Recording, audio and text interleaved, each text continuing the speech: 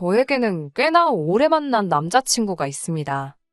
햇수로는 올해가 4년 차고 저도 이제 서른을 바라보는 입장이긴 하지만 그래도 결혼까지는 생각해 본 적이 없었습니다. 서로 취직 준비를 하면서 다니게 된 학원에서 처음 만나 연애를 시작하게 되었는데 남자친구가 취직한 건 올 여름이 지나서였거든요. 저도 취직한 지 그렇게 오래되지는 않았습니다. 취직 준비를 시작하고 나서 2년이나 지나서 원하던 회사에 들어가게 되었거든요. 저나 남자친구나 결혼을 위해 모아놓았어야 할 돈도 돈이지만 사실상 4년을 만나면서 제대로 된 연애를 할 시간도 없었어요. 제가 취직하고 나서 시간이 조금 생기긴 했지만 남자친구가 진로를 틀면서 공부를 시작해버리는 바람에 방해하고 싶지도 않았고 저도 막 취직한지라 일단은 회사에서 자리 잡는데 전념을 하고 싶었거든요. 올여름에 남자친구 취직하면서 이제 연애다운 연애를 하는 건가 싶더니 이렇게 뒤통수를 맞을 줄은 몰랐었네요. 그래도 취직 전에는 저라면 꿈뻑 죽는 사람이 남자친구였고 심지어 남자친구 어머니마저 저를 며느리라고 부를 정도로 어쩔 때는 남자친구보다 더 심하게 꿈뻑 죽는 분이셨거든요. 사람이라는 게 이렇게 손바닥 뒤집듯이 돌변할 수 있다는 걸 이번 기회에 알게 되었습니다. 어디서부터 시작해야 할지 막막하니 간단하게 넘어갈 것들은 간단하게 넘어가겠습니다. 자랑할 소리는 아니지만 제가 수능을 망쳐서 재수를 하게 되었고 재수를 했는데도 결과가 좋지 못해서 원하던 학교에 들어가지 못했어요. 삼수를 하자니 엄두가 안 나서 그냥 그 중에서도 좋은 대학교로 골라서 간 건데 뭔가 아니다 싶고 아쉽고 후회가 남는 부분이 많았었습니다. 그래서 3학년이 되는 해에 편입을 하게 되었고 결국 최초에 지망했던 대학교에 들어가 졸업장을 따오게 되었습니다. 남들 하는 공부를 저는 몇 년을 더한 셈이었는데 막상 대학 졸업하면 곧바로 취직이 될 줄 알았더니 취직하는데도 필요한 게 얼마나 많은지 정말 제 인생은 공부의 연속이었습니다. 아무튼 취직 준비하러 들어간 학원에서 그때 남자친구를 처음 알게 되었고 어쩌다 보니 연애를 시작하게 되었습니다. 취직 준비한다고 서로 심적으로 많이 힘들 때였는데 그때는 어느 정도 위로가 되었네요.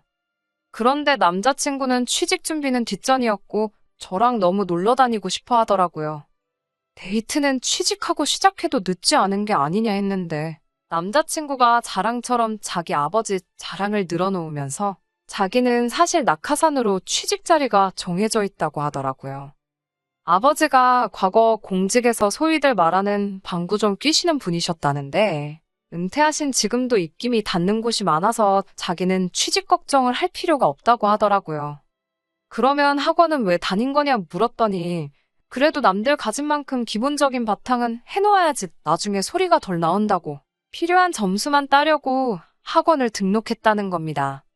저는 백도 없으니 오롯이 제 실력으로만 취직을 해야 했어서 그랬나? 남자친구가 부럽다는 생각이 들었습니다.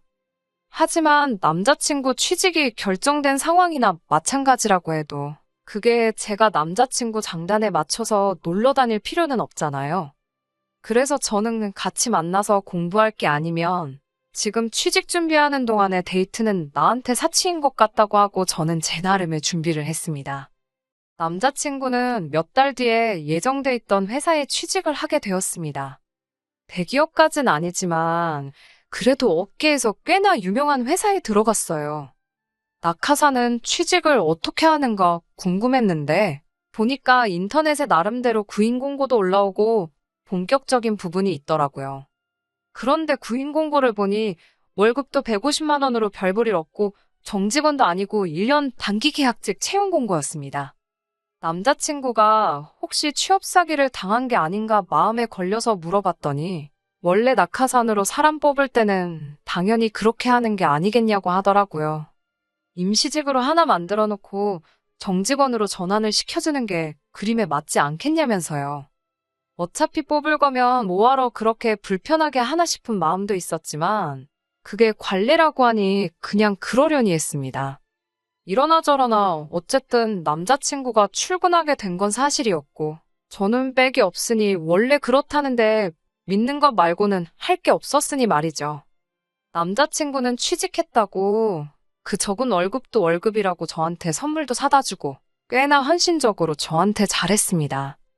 저는 예상했던 것보다 취직하는데 어려움을 겪고 있어서 마음이 많이 힘들던 시기였는데 그래도 저한테 저렇게 잘하는 모습을 보니 많은 위안이 되었어요.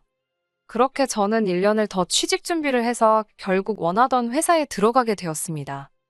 거의 2년을 준비했던 취직이기에 합격 통보를 받았을 때는 눈물이 다 나올 정도로 기뻤습니다. 그런데 기뻐하지 못하는 사람이 있었으니 남자친구였습니다. 예정대로라면 남자친구는 단기 계약직이 끝나면서 말한 대로 정직원으로 전환 채용이 되었어야 하는데 정직원 전환은커녕 단기 계약직 연장도 안 돼서 다시 백수가 돼버리고 말았던 거예요. 아버지 빽이 대단하다고 노래를 했는데 생각보다 끝발이 안 좋나 하는 생각을 하게 되었습니다. 그게 아니라면 남자친구가 정말 정직원으로 쓰기에는 형편없는 사람이라는 말이나 마찬가지인데 그렇게까지는 생각하고 싶지 않았어요. 남자친구도 막상 정직원 전환이 되지 않고 다시 구인 시장에 나오게 되니 많이 혼란스러워 보였습니다. 입으로는 아버지가 어떻게든 해주실 거라고 걱정이 없다고 했지만 나름 스트레스를 많이 받아 하는 게 느껴졌어요. 남자친구 입장에서는 아무리 실무 경험을 쌓았다고 한들 취직 준비에 쏟을 수 있는 1년을 아르바이트 하는 것보다 못한 월급을 받으며 허송세월을 보낸 거나 마찬가지잖아요. 거기에 이제 신입으로 지원하기에는 30 나이가 기업 입장에서는 조금 부담스러울 수도 있는 나이였으니 말이지요. 그런데 난데없이 남자친구가 회사 일은 나한테 맞지 않는 것 같다 말하며 7급 공무원 시험을 준비하게 되었다는 소식을 전해왔습니다. 안정적이긴 하지만 요즘 공무원에 대한 인식이 예전 같지는 않잖아요. 이왕이면 전공 살려서 회사 들어가는 게 좋지 않겠냐고 제 생각을 말했더니 남자친구가 또 아버지 이야기를 꺼내면서 아버지 인맥을 활용하려면 기업보다는 공무원이 맞는 것 같다고. 어느 곳이든 일단 합격만 하면 자기 끌어줄 사람이 있으니 기어코 공무원 준비를 하겠다고 들더라고요. 솔직히 한 번 실패한 전적이 있어서 남자친구가 아버지에 대해서 큰 믿음은 가지 않았습니다. 거기에 공무원이 자기가 되겠다고 되는 게 아니고 시험을 쳐야 하는 건데 7급이면 못해도 3년은 준비해야 한다는 걸로 알고 있었거든요. 그렇다고 제가 남자친구랑 헤어지겠다고 한 건 아니었습니다. 입장 바꿔 생각해보면 당장 제가 직장이 생겼다고 해도 취직 준비하는 동안 많은 위로가 되고 제 고집 들어준다고 데이트도 몇 번 안 했는데도 불만 한 번 말하지 않고 저를 기다려준 사람인데 내가 취직이 되었다고 해서 백수가 된 남자친구를 저버리는 건 도리에 맞지 않다고 생각했거든요. 그런 속물 같은 사람이 되고 싶지도 않았고요. 그래서 이왕 결심한 거 제가 믿어주고 응원해주기로 했습니다. 그리고 그때 남자친구 어머니를 처음 만나게 되었지요. 남자친구가 그 당시에 노량진 근처에서 자취를 하고 있었는데 고시원에서 지낸 건 아니고 번듯한 원룸에서 지내고 있었어요. 감시하는 사람이 없어서 그런가 학원은 잘 나갔는지 모르겠는데 집에서 따로 더 공부를 하는 것처럼 보이진 않더라고요. 그래서 한 소리 하려고 찾아갔다가 아들 밥 챙겨준다고 반찬 전해주러 오신 어머니를 우연찮게 남자친구 집 앞에서 맞닥뜨리게 되었습니다. 집에 들어가니 배달음식 포장지가 질비하고 바닥에 소주병이 굴러다니고 이 사람이 과연 2년 내로 7급 공무원을 합격해 보이겠다고 당당하게 선언한 사람이 맞나 싶을 정도로 실망스러웠어요. 남자친구한테 정신 못 차리냐고 한참을 혼내고 있는데 그때 남자친구 어머니가 집 안으로 들어왔거든요. 솔직히 예정되지 않은 만남에 무척이나 당황스러웠습니다. 거기에 제가 보인 첫 모습이 다른 것도 아니고 자기 아들이 찍소리도 못하게 잡들이를 하고 있는 모습이었으니 말이지요. 그런데 어머님은 그 모습을 오히려 좋게 봤던 겁니다. 남자친구 집이 알고 보니 노량진에서 그렇게 멀지도 않은 곳인데 자취하겠다고 기어이 집을 나왔던 게 화근이었던 거예요. 그런데 공부는커녕 생활도 똑바로 하고 있지 않은 걸 알고 있으니 어머님 입장에서는 답답했던 거지요. 당신이 말하면 귓등으로 듣는 척도 안 하는데 내가 혼내는 건 듣는다고 하면서 남자친구한테 이렇게 지낼 거면 자취하지 말고 다시 본가로 들어가서 열심히 공부 좀 하게 해달라고 대신 말해달라고 하시더라고요. 그렇게 남자친구 자취생활을 청산시키고 본가로 보내버렸더니 어머님은 그런 제 모습이 오히려 마음에 들었는지 저한테 엄청나게 잘해주기 시작했습니다. 저도 저희 부모님이 지방에 살고 계셔서 저는 대학생 때부터 계속해서 쭉 서울에서 혼자 지내고 있었는데 남자친구 어머님이 저한테 개인적으로 자주 연락을 하셨어요. 안부도 물으시고 제 생각이 나서 반찬을 했다며 먹을 것도 직접 집까지 해다 날라주시고 하면서 말이죠.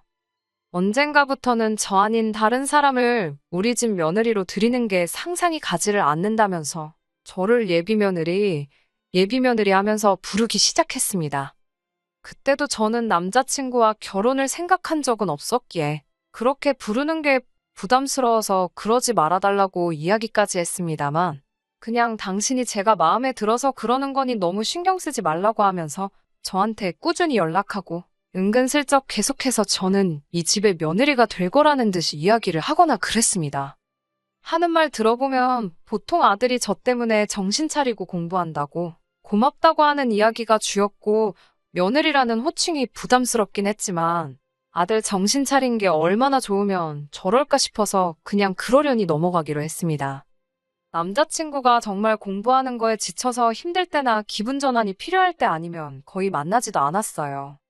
한 달에 한 번 보면 엄청 자주 보는 건가 싶을 정도로 말입니다. 그렇게 2년 정도 남자친구는 본가에 들어가서 열심히 공무원 준비를 하기 시작했고 남자친구가 저한테 못하는 만큼 어머님이 대신해서 저한테 잘했습니다. 이제 와서 생각해보니 괜히 마음 잡고 공부하는 아들 마음 꺾이지 않게 저한테 잘하는 척 한 건가 싶은 생각이 드네요.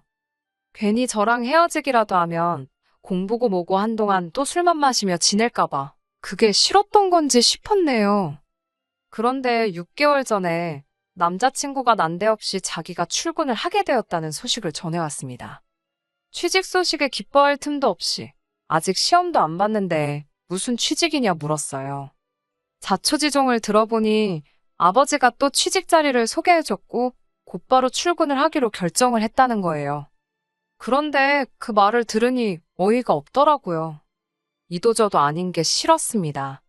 한참 취직 준비할 때도 낙하산 시켜주겠다는 말에 흐지부지 돼서 허송세월을 보냈던 전력도 있는데 또 저러다가 제대로 된 취직 자리도 아닌 곳에서 일하게 되는 게 아닌 건가 싶었기에 취직했다는 소식이 기쁘게 들리지 않았네요. 2년이나 준비했으면 꽤나 오래 준비한 건데 적어도 시험은 쳐보는 게 좋지 않겠냐고 제 솔직한 마음을 이야기했더니 남자친구가 공무원 그거 해봐야 돈 얼마나 벌겠냐고 하면서 자기가 출근하기로 한 곳이 대기업이고 이번엔 계약직 같은 임시적인 자리도 아니고 곧바로 정직원으로 출근하게 된 거라고 자신있게 말을 하더라고요. 대기업이라길래 무슨 회사인가 했는데 생전 처음 들어보는 회사 이름을 말하는 겁니다. 그 자리에서 검색을 해봤는데 회사 규모도 작아 보이고 재무제표 같은 걸 보니 매출도 얼마 안 되는 평범한 중소기업으로밖에 보이지가 않았어요. 남자친구 말이 자기 회사 사장님 이름을 잘 보라고 하는데 그 사람이 누구냐 하면 대기업 총수의 처남의 사촌동생이 사장으로 있는 회사라고 하는 겁니다. 그 정도면 거의 남이나 마찬가지 아닌가 싶었는데 남자친구는 계속 그 회사가 대기업으로부터 일감을 받아서 하고 있는 회사라서 망할 걱정도 없는 회사고 대기업들이 다 세금 문제를 피해가기 위해서 친인척한테 그런 회사를 만들게 해서 굴리고 있는 건 아주 기본적인 거라고 따지고 보면 계열사나 다름이 없다고 우기기 시작했어요. 오히려 일할 건 대기업보다 적고 들켜선 안 되는 기밀을 다루기 때문에 공무원보다도 더 안정적인 직장이나 마찬가지라는 겁니다. 그리고 자기는 아버지 빽이 있으니 이 회사에서 잘하다 보면 대기업 본사로 이직할 기회가 생길 수도 있고 아니면 아예 지금 합격한 회사에서 나중에 자기가 한 자리를 하고 있을 거라면서 이제 고생 끝 행복 시작이라면서 무조건 잘 됐다고 하더라고요. 자기 아버지 정도 되는 사람이 아니었으면 이런 회사는 들어갈 기회조차 없는 엄청난 자리라고 자랑처럼 이야기하는데 솔직히 그때까지도 믿음이 크게 가지는 않았습니다. 아무튼 그 뒤에도 남자친구 어머니가 저희 집까지 찾아와서 이제 날짜만 잡으면 되겠네 하면서 너스레를 떤 적이 있는데 이제 제대로 연애를 시작하는 건 맞는 말이긴 하지만 그렇다고 해서 그게 결혼까지 이어지지는 않는다는 말을 했습니다. 그때도 어머님은 제가 며느리면 참 좋겠어서 그러는 거라고 대답까지 했지요. 남자친구도 이제부터 행복할 일만 남았다고 좋아라 하더니 다른 사람도 아니고 그 두 사람이 제 뒤통수를 칠 줄은 생각도 못했습니다. 언젠가부터 남자친구가 연락이 뜸해지기 시작하더라고요. 초반에 회사 생활이 그렇지 정신없겠지 하면서 이해를 하려고 했는데 쉬는 날인 주말에도 아무리 전화를 걸어도 연락이 없으니 신경이 쓰이기 시작했습니다. 바빠서 그런다고 넘기긴 했는데 어쨌든 4년 사귀면서 데이트를 할 것 제대로 해본 적도 없지만 이제부터 좋은 추억 만들자고 했던 사람이 저렇게 나오니 서운하기는 하더라고요. 그리고 그동안 못해도 2주에 한 번씩은 저희 집까지 찾아와서 냉장고 채워주고 가던 남자친구 어머니한테서도 연락이 더 이상 오지 않았습니다. 그러다 제가 편입하기 전 다녔던 대학에서 친하게 지냈던 후배한테서 연락이 왔습니다. 자기가 부모님 통해서 선자리가 들어왔는데 아무래도 상대방이 제 남자친구인 것 같다는 말도 안 되는 소식과 함께 말이지요. 말도 안 되는 소리 말라고 했는데 진짜였어요. 선은 이미 받고 남자친구가 끈덕지게 제 후배한테 애프터를 청하고 있었습니다. 후배가 저랑 연락은 뜸했지만 그동안 제스에 올라온 사진을 보면서 제가 남자친구와 연애하고 있다는 것 정도는 알고 있었던 거예요. 그런데 선자리에 나온 상대가 제 남자친구였으니 이걸 말해야 하나 말아야 하나 하다가 고민 끝에 알려주게 되었던 겁니다. 남자친구가 연락이 뜸해진 것도 그동안 저한테 반창거리며 거의 주말마다 제가 사는 집까지 찾아와서 우리 며느리는 저밖에 없다던 남자친구 어머니가 코빼기도 안 보이게 된 이유가 뭔지 대번에 알겠더라고요. 아들이 취직이 되었다고 선자리를 알아보러 다녔던 겁니다. 내가 며느리였으면 좋겠다고 노래를 부르고 이제 취직했으니 행복하게 해준다고 할 때는 언제고. 저도 결혼 생각을 한 번도 한 적이 없고 그 사실을 대놓고 남자친구 어머니나 남자친구 앞에서 말을 하긴 했던 저이지만 아무리 생각해도 우라가 치밀어 오르더군요. 제가 결혼 생각이 없다 했으니 충분히 맞선을 볼 수도 있지만 그 전에 어쨌든 저한테 말을 하던가 저랑 정리를 하는 게 당연한 순서가 아닌가 싶었어요. 그런 생각이 드니까 연애를 접는 건 당연한 일이고 이걸 이대로 넘겨버려선 안 되겠다는 생각이 들더군요. 그래서 후배한테 저 좀 도와달라고 부탁을 했습니다. 달리할 건 없고 남자친구한테 관심 있는 척 몇 번 만나만 달라고요. 후배도 어쨌든 부모님 통해서 선자리 들어온 사람이 이니도 저버리는 짐승자식이란 걸 알고 나니 저를 흔쾌히 도와주겠다고 나서더군요. 후배가 제 남자친구를 잘 돼가는 척 계속 만나주는 계획이 어느 정도 진행되었고 남자친구가 제 후배를 자기 부모님에게 소개시켜주는 자리가 생기게 되어 그날 계획을 진행시키기로 했습니다. 후배는 사정이 생겨서 약속 시간이 닥쳐서 남자친구에게 30분 정도 늦는다는 연락을 하라고 했고 저는 약속 장소에 같은 시간에 우연찮게 가게 되는 식으로 같은 장소에 나타나기로 했습니다. 부모님과 함께 있는 자리에 제가 우연찮게 그 장소에 나타나니 제가 예상했던 대로 남자친구와 남자친구 어머니가 동시에 엄청나게 당황을 하더군요. 요즘 연락도 통 없고 얼굴 보기 힘들다고 너스레를 떨면서 마침 저도 만나기로 한 사람과 약속이 취소되어 시간이 붕 뜨는 상황인데 이렇게 만난 것도 우연인데 오랜만에 같이 식사나 하자고 태연스럽게 자리에 앉았습니다. 예비며느리라고 그렇게 부르실 땐 언제고 온 가족이 모여서 식사를 하는데 어떻게 저를 초대를 안 하실 수 있느냐 능청스럽게 물으니 당혹감에 아무 말도 잊지 못하고 쩔쩔매고 있는 꼴을 보니 벌써부터 속이 후련했습니다. 가족끼리 중요한 자리라서 저보고 빠져달라고 하길래 어머님한테는 제가 벌써 한 가족이나 마찬가지 아니었냐고 자리를 지켰지요. 남자친구가 핸드폰을 만지작대면서 식당 입구 쪽을 번갈아 가면서 보는 게 왜 그러는지 딱 알겠더라고요. 남자친구한테 후배 이름을 대면서 혹시 기다리느라 그러는 거면 걱정 말라고 이제 두 번 다시 만날 일은 없을 거라고 해줬습니다. 그제서야 제가 무슨 수라도 썼다고 생각했는지 본성을 보이기 시작하더군요. 남자친구 어머니가 아들 혼삭기를 망치네 마네 따지길래 아들 자식 변변찮은 직장도 없던 시절에는 며느리는 나밖에 없다고 하더니 뒤로는 이렇게 호박씨를 까는 게 맞냐고 되물었어요. 4년이라는 긴 세월을 남자친구, 여자친구 사이로 지내오긴 했지만 솔직하게 제대로 연애한 것도 아닌데 아쉬울 게 뭐 있냐고? 욕짓거리나 시원하게 해주고 남자친구와 남자친구 부모님한테 인생 그렇게 살지 말라고 한마디 해주고 왔습니다. 애초에 실망을 많이 했어서 그런가 아쉬움이 크거나 상처가 되거나 하지도 않았어요. 길게 만난 기간에 비해 오히려 둘 사이에 아무 일도 없었다는 게 참 다행이다 싶더라고요. 그리고 나서 그제서야 어머님하고 같이 해서 저를 찾아오더라고요. 처음에는 저한테 거짓말을 하더라고요. 그냥 부모님끼리 아는 사이다 보니 한두 번 만나본 게 전부라고 하면서 체면이 있으니 못 만난다고 하지는 못하고 그날 인사만 하고 두 번 다시 안 만날 생각이었다고 하더라고요. 이 상황까지 와서도 뻔뻔하게 거짓말을 하고 있는 꼴을 보니 말문이 막히더라고요. 그래서 솔직하게 다 말해줬습니다. 네가 선본 그 여자 사실 나랑 아주 친한 후배였다고. 그날 그 자리까지 가게 된 것도 솔직히 전부 다 내 계획이었다고요. 더 이상 변명할 구석이 없어지니 남자친구가 어머님이랑 합심해서 오히려 적반하장으로 나오기 시작했습니다. 여자 나이 30이면 너도 시집은 다 간 거라며 자기랑 다시 만나는 거 말고 저한테 선택지나 있을 줄 아냐고 하더라고요. 이젠 하다 안 되니 아주 말도 안 되는 소리를 하고 있길래 어디 한 번 더 떠들어봐라 하고 이야기 좀 들어줬습니다. 자기가 집안이 되고 능력이 되니 남자는 당연히 한 살이라도 더 어린 여자를 만나는 게 당연한 거 아니겠냐고요. 어처구니 없는 소리에 네가 무슨 집안이 되고 능력이 되냐고.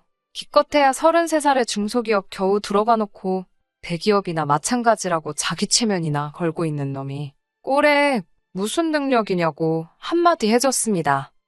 내 나이 30에 지금부터 새로운 사람 만나서 결혼하는 게 빠를지 33살에 이제 겨우 중소기업 들어가서 빌빌거리는 네가 장가가는 게 빠를지 한번 내기해보겠냐고 했지요. 맞선을 본 게 내 후배 한 명만은 아닌 것 같고 잘 돼가는 것 같으니까 걔한테 올인을 했나 본데 그마저도 잘 안 풀리니 똥줄이 타서 내 마음 돌리려고 찾아온 거 아니냐고 말했더니 꼼짝도 못하고 아무 말 못하더군요. 애초에 생각이 글러먹은 집구석이니 이렇게 헤어지게 된 게 아쉽지는 않습니다. 단 하나 아쉬운 게 있다면 그 더러운 본성을 모르고 4년의 시간을 보내버린 게 아쉬울 따름이에요. 적어도 마지막에 두 얼굴을 가진 남자친구 어머니와 주제 파악도 못하는 남자친구 한 방 먹여줬기에 그거 하나로 위안 삼으려고 합니다. 평생 공직에 계셨다는 끝발도 없는 아버지 믿고 사돈의 팔촌인지 대기업 회장 끈앞풀인지 하는 사장 밑에서 푼돈 받고 일하면서 그렇게 자기는 나은 놈이다 생각하고 착각 속에 살아갔으면 좋겠네요. 이미 정신 차리고 살기에는 늦은 건지도 모르겠지만요. 끝까지 들어주셔서 감사합니다. 오늘의 사연은 여기까지입니다.